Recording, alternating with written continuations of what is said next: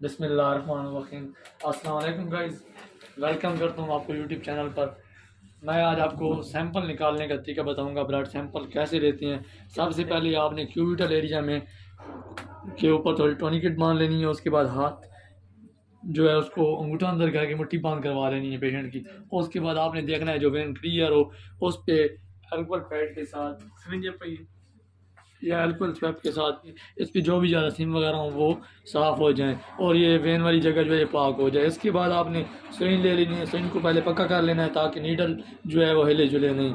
उसके बाद इस तरह से आपने नीडल को निकाल लेना है। इसमें एक कट वाला निशान होना है वो होता है, वो आपने ऊपर की तरफ रखना है और सिंपल आपने 45 के जाविये में जो है ना इसको प्रेक कर लेना है वेन को। उसके बाद नीडल के आगे में देखना है जगह पे ब्लड आ जाएगा। उसके बाद सिंपल आपने ब्लड ले लेना है।